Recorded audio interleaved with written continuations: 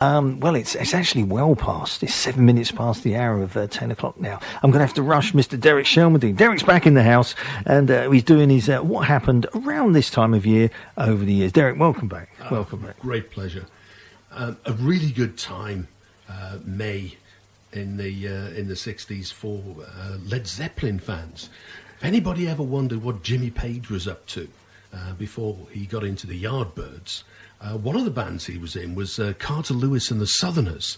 And on the 11th of May 1963, they were on the BBC Radio Saturday Club. Now, this is the days before Radio 1. This was when the only pop music you heard was on about 3 different shows, the Saturday Club, Top of the Pops, and maybe something else sneaking around somewhere. And in around this same sort of time, Viv Prince, drummer with Pretty Things, and The Who occasionally actually stood in once or twice, was also there. But that's not where it ends. John Bonham, happy birthday, John Bonham, born on the 31st of May, 1948. He was with Robert Plant in the Crawling King Snakes. Then they went their own ways, came back to Plant in Band of Joy. An interesting thing there was Robert Plant was in the original Band of Joy, and they kicked him out. So he decided, what became of him? Well, he formed another group, and he called it Band of Joy. I think he went on to form Zeppelin. I think that's where he did quite well from his bank manager's point of view. Sorry, can I just divert? What do you think about these little silly rumours of them getting back together again? These little cryptic messages that Plant's been putting on Twitter. I think that could well be possible. I do think he's up to it, because the voice isn't what it was. Definitely, the voice isn't what it was. I don't think it is anyway. No. I don't think it is. Shoot me down in flames, people out there if you wish, but I don't think he's up to it. They are, I wouldn't go as far as say a one-off, but I mean they are one of the bands from rock's great Hall of Fame, as it absolutely, were. And it would be good to see them back into gear again. Well, I hope he does. I really do, because if he does, if I can, I'll go. Yeah. And John Bonham, after Band of Joy folded, second Band of Joy, he joined Tim Rose. They were playing a gig with Tim Rose. I'm not sure it was actually their last gig, but it was very near the end of Band of Joy. And Tim Rose said, "Hey, you're a pretty fine drummer, old boy. Will you come and join my touring band?" And he did. But one of the I've heard it is the most sampled drum track of all time, comes from John Bonham on Led Zeppelin's When the Levee Breaks. The amazing... Oh, I forgot that little last bit. The amazing drum beat of John Bonham there in Zeppelin's When the Levee Breaks. You're listening to me on this side of the desk, Mr. Derek Shelmerdine, our music historian. We're doing what happened around this time of year over the years. If you've got any questions for Derek, like to make any comments, email, as always, studio@meridianfm.com. We would love to hear from you. Derek, take it away.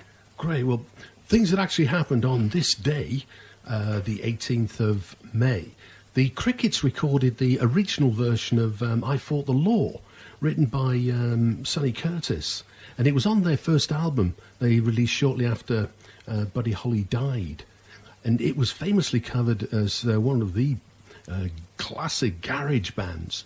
Bobby Fuller actually recorded a solo version of it in 1964, but it was the Bobby Fuller 4 version in 1965 that tends to get remembered. And The Clash in 1979, the 11th of May, they released their EP, The Cost of Living, and they famously covered I Fought the Law. In fact, on my, just quick mention, on my Facebook site, I tend to, most days, but it happened on this day. And today I actually put that, and I had a like from Sonny Curtis, and he kindly sent it on to other people. So I was well pleased with that. I can now retire, I think. You've done it. You've done it. I couldn't believe it. He was it's only been up about 5 minutes. He must have been on and looking, because he wrote it. He was with Holly as well before and afterwards. He's very much part of the Holly legend. And Lemmy had an interesting time. On the 18th of May 1975, he was on tour with Hawkwind, and they were travelling from the United States across the border into Canada And the custom chappie pulled him to one side and said, "Oh, hello, Mr. Lemmy, what's this white powder I see?" And they took it away and analysed it, and it turned out not to be coke, but amphetamine. So they said, "Oh, on your way," because the Canadian officials didn't seem to be too worried about amphetamine. If it wasn't coke, it was, another bottle of pop. A bit of speed's okay. Yeah, exactly. But Hawkwind said cheerio to Lemmy anyway. But he went off and formed Motorhead, so all's well that ends well. He did all right for himself. Yeah, he did all right. Boy did well. Happy birthday, Rick Wakeman, born on the 18th of May, 1949. Straubs, yes, lots of superb solo stuff. I think one of the characters of rock and roll. He's great. He's a very good DJ. Oh, I think he's Excellent brilliant. DJ. I really like him. And And a grumpy old man. Yeah, and very funny. Yeah, very funny. Absolutely. Yep. The Beatles released "Let It Be" in the States on the 18th of May, 1970. And happy birthday, Eric Burdon, born on the 11th of May, 1941. Interesting time for the Animals. Chas Chandler came across Ambrose Slade, and they released their one and only single, Genesis, coupled with Roach Daddy. They released that on the 2nd of May 1969. Now, Chas Chandler managed... They did make an album, though, didn't they, as Ambrose Slade? Yeah. I'm sure they did. Yeah. Yeah. That was the only single that came out, I think. I see. Yeah. Right. I shouldn't say anything. I should just let you get on. No, with it, no, shouldn't I? absolutely not. Absolutely not. But Chas Chandler thought, I enjoyed managing Jimi Hendrix. That didn't work out in the end, but here I am again. Why don't you chaps drop the Ambrose, become Slade, and I'll manage you for the next 10 years, from, the beginning to the end of the 70s, basically. And on the 18th of May 1964, they recorded House of the Rising Sun, which, if you look at the credits, only credits Alan Price, which has caused some degree of distress in later years. A lot of people think that other people should have had credits, particularly for guitar pieces associated with the track. But this is one of the classic 1960s songs from 64, House of the Rising Sun.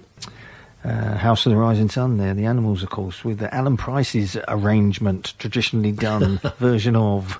Yeah, the only one who gets a writing credit. Yeah. But that's the way of the rock and roll world, I'm afraid. But mentioned in the an hour or so ago that we'd be coming back to Buddy Holly, because on the 16th of May 1957 he signed to Coral, and why that had a big impact on the fact that he was out trying to earn some money in the winter of 1959 was that he'd actually been signed previously to Decca, and he'd recorded That'll Be the Day with them, and he recorded, I think, 4 sides, 2 singles with Decca. Did nothing, sank without trace, so Decca dropped him from the roster.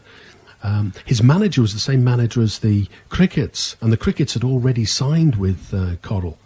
And when the manager signed Buddy Holly up separately, it meant that Buddy Holly wasn't necessarily seen as part of the Crickets. And if you look at the American releases, you'll find that all of the Crickets singles are released on Brunswick, and all of the Buddy Holly singles are released on Coral. Now, in the UK, they were all released on the Coral label. But what this meant was that they were only together a couple of years. Was that Buddy Holly just wasn't getting the royalties, and he eventually split with his manager. The Crickets decided to stay with his manager, so Buddy Holly was really short of money, and that was the reason he was out on that ill-fated tour that took him in the direction of Fargo. But That'll Be the Day actually was released as the Crickets on the 27th, 1957. When Buddy Holly released it on Decca, it was Buddy Holly and the Three Tunes, which I always thought was a great name for a band. I guess a lot of people might have turned up to his gig. If they didn't know him, they'd just think he does 3 songs and then clears off. Yeah, exactly. Well, they didn't do very long sets, no. I don't think, in those days. Happy birthday, Sonny Curtis. Born on the 9th, 1937. And talking of air crashes on 3rd of February, happy birthday, Richie Valens, born on the 13th, 1941, which meant he was only around 17 when he died. But Elvis had an interesting time. On the 28th of May 1965, he released the movie soundtrack to Tickle Me.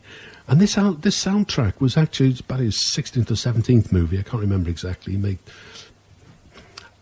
quite a few around then. And the movie company had financial problems, so they decided that they wouldn't record any new tracks.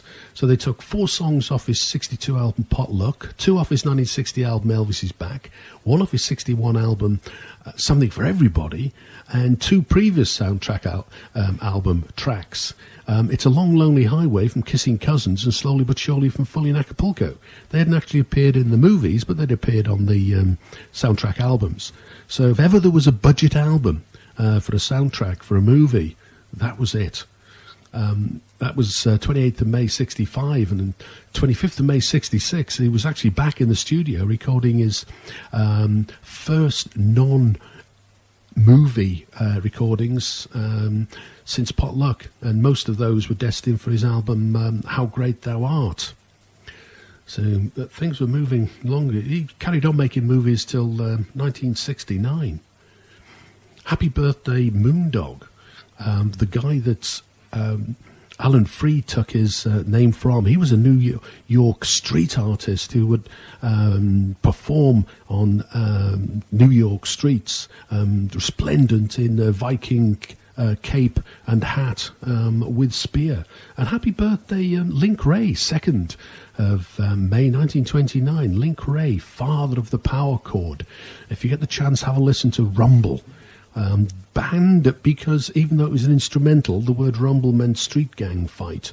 So radio stations decided that perhaps shouldn't reach the sensitive ears of their listeners. But if we look at Smiley Lewis, he recorded an answer song called I Hear You Knocking.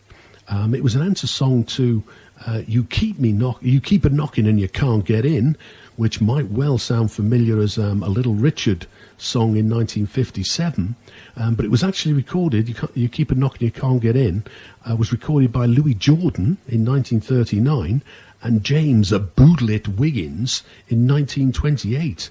But this is the answer song, Smiley Lewis and I Hear You Knocking. Oh, yeah. I mean, Smiley Lewis there, and the original. I presume it was the original. Well, it's the original of the answer song, yeah. Yeah, I Hear You Knocking. Oh, it's brilliant. I love that sort of R&B. But an interesting time for the Beatles. May, on the 10th of May 1960, they famously failed another audition, well, their first audition, to back Billy Fury. Their manager Alan Williams had set up a meeting with Fury, but sadly their drummer Tommy Moore was late for the gig. So another band auditioning that day, Cass and the Casanovas, their drummer Johnny Hutchinson stepped in for the first part of their gig.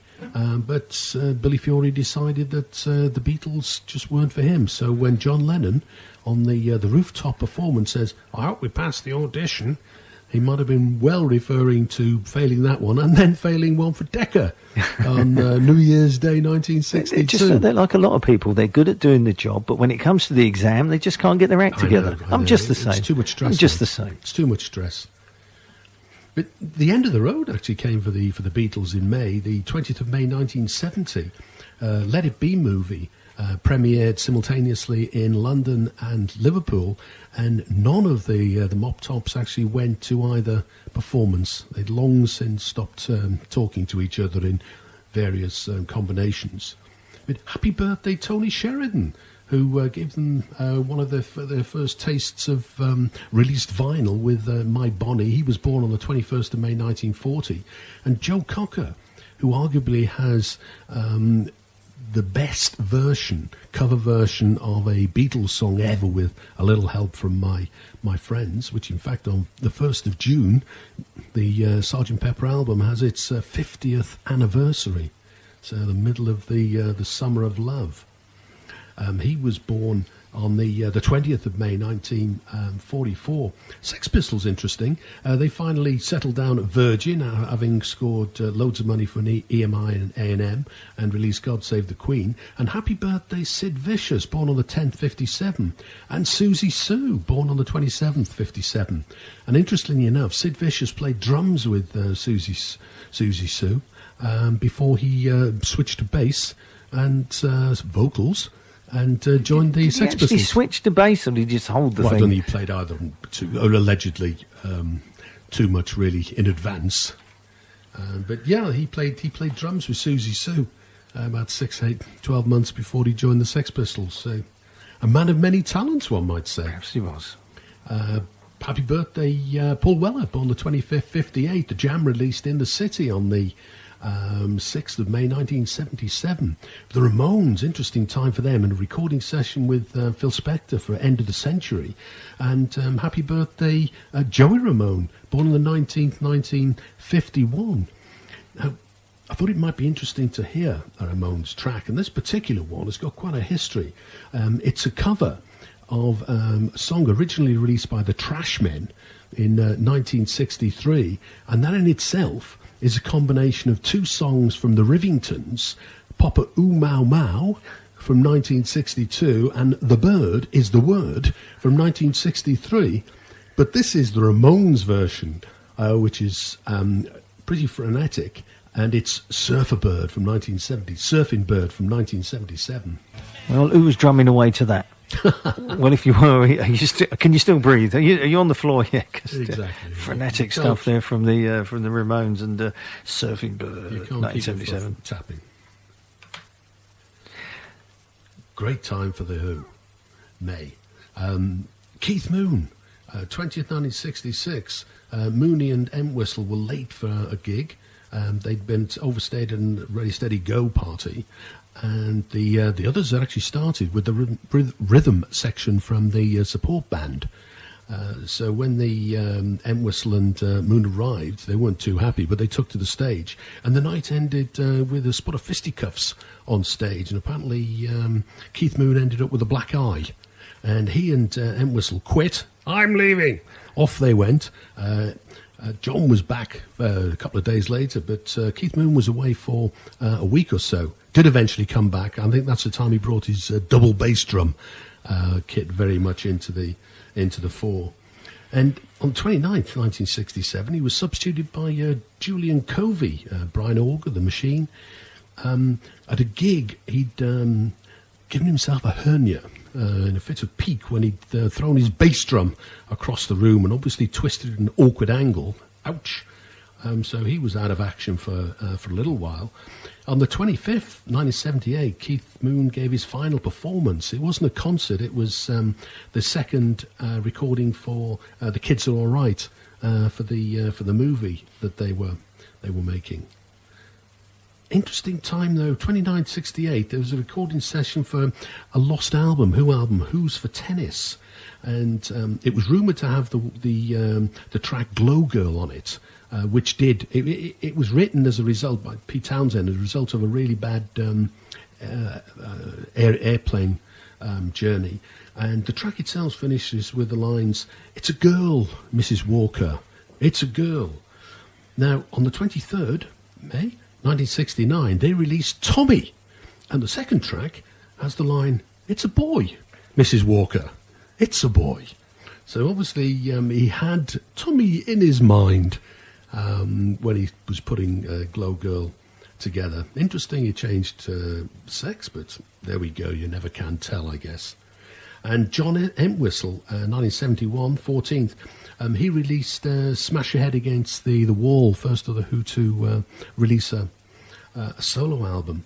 Interesting enough, John's Children released Desdemona on 24th, 67. Mark Bolan was with them at the time, and they get drafted into the Who because they were on tour shortly after this with the Who, and the Who slung them off the tour because they were too boisterous as a stage act. So John's Children were too boisterous. John's Children were too boisterous for the Who.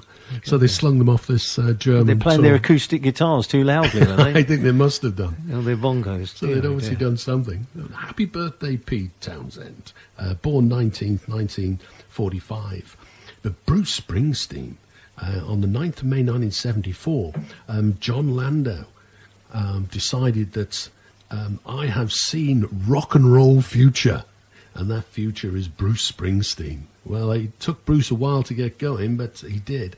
But in 2006, one maybe not too many people have heard, he recorded an album called the Seeger Sessions, which is a tribute to Pete Seeger. We Shall Overcome, the Seeger Sessions. And this is Jesse James. Yahoo! An unlikely Bruce Springsteen. Absolutely. Track, essentially recorded as a jam.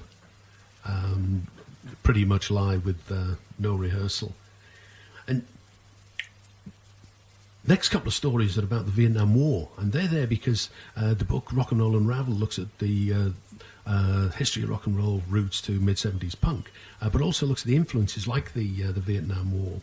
And just a quick mention, if you like this sort of thing, check the website out, www.rocknrollunravelled.com, or Twitter, RNR Unravelled, Facebook at RocknRoll Unravelled. And the Vietnam War, essentially the Americans' war started in 1954 when the French were defeated at Dien Bien Phu. They had been bankrolling the French, and they picked up the baton when the French pulled out way back in 54. And by the time we get to 1969, there was the Battle for Hill 937 on the 5th, well, the middle of the battle. It was a 10-day battle, and on the 15th was about the midpoint. The Americans eventually won at great rate of casualties, and the position was abandoned on the 5th of June, and that was a major turning point in the war.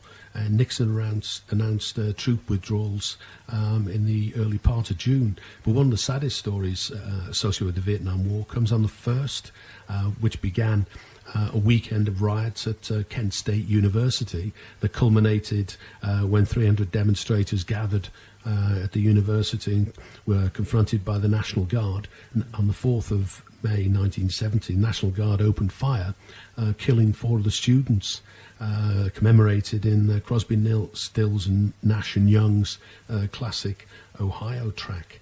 A couple of good birthdays. Little Walter pioneered the electric harmonica, and Robert Johnson, iconic blues singer, guitar player. I thought we can't let the session pass without hearing at least one Robert Johnson. This is Me and the Devil Blues. Right, back to basics there. Me and the Devil Blues, Robert Johnson from 1937. Yeah, the second of only 2 recording sessions he ever carried out. He recorded about 29 songs. Absolutely unbelievable to have the reputation he's got on such a very, very, very small back catalogue. But coming up to the late 1960s, band called Moby Grape. Legend in that band was Skip Spence. Now, he was actually the drummer on Jefferson Airplane's first album, Takes Off. And when they released that album, the record label released 5 singles simultaneously of tracks on the album. So that certainly gave plenty of scope for spending your pocket money. But famous incident on the 31st, 1968, what happened was that after Jefferson Airplane's first album, he decided he wanted to go back to playing the guitar, so he formed Moby Grape and was the guitarist. But he felt that his drummer, they were playing a gig at the Fillmore East in New York, and he thought his drummer, Don Stevenson, was possessed by the devil. So he went in search of him. And all drummers are possessed by the devil. Absolutely, but this particular one, Skip Spence decided he'd exercise with an axe. So he took an axe. They were staying at the Albert Hotel in New York, and calling out to him, no answer. So he put an axe through the bedroom door at the hotel, discovered that Don Stevenson had moved on, so chased him to their record building, the CBS building in New York, and I think it was the 15th floor, where he was finally subdued and taken off to talk to the doctors in white coats. He spent a couple of years incarcerated, and I think he wrote a solo album called Awe, while he was in there that's quite rated. But one of life's interesting characters, I think. Yeah, and Bob Dylan, wow, May was an interesting time for him. Happy birthday, Albert Grossman, his manager, who had a very, very important role in his early career, was born on the 21st, 1926. But on the 12th of May, 1963... Bob Dylan fell foul of the censors on the Ed Sullivan Show. He wanted to do a track called Talking John Birch Paranoid Blues. Now, John Birch Society were people who saw a group that saw Reds under the beds, communist-inspired insurgencies around every corner. And the producers of the show, the Ed Sullivan Show, said, "Oh, no, you can't sing that, I'm afraid." So Bob Dylan, being Bob Dylan, said, "Well, fair enough." And the fact that it had broken Elvis and the Doors, he decided, well, you don't like my song, I'm off. And he never did perform on that particular show. He released a superb second album, Freewheelin', Bob Dylan. And that shot on the front is of him on West 4th Street with Susie Rotolo as his girlfriend. But the track we're going to listen to is from the legendary Live at the Albert Hall album. It started life as a bootleg album, but the reality was it wasn't actually recorded at the Albert Hall on the 17th of May 1966. It was recorded a week earlier at the Manchester Free Trade Hall. The bootleggers just got their dates a little mixed up. Now, the track we're going to listen to is Like a Rolling Stone. It's the last track on the album, and this is the one famously where he's getting stick from the audience, and a guy shouts out, "Judas," and he replies, "You're a liar." And this is Bob Dylan, Like a Rolling Stone. Well, that's about it for tonight. Thanks a lot to Mr. Bob Dylan for taking us on a Rolling Stone from the Manchester Free Trade Hall. Or was it the Albert Hall? No, it was definitely the record label. That was actually released on the officially by Bob Dylan, CBS, and the large booklet explains how the bootleggers got it wrong there. Derek, thanks very much for coming in. My pleasure. Been wonderful as usual. You'll be back again next month where we'll do perhaps something completely different. I don't know what yet, but we'll think of something. Exactly. I'm sure there'll be something that we can talk about, won't there? There's always something. Yes, certainly. Yes, certainly.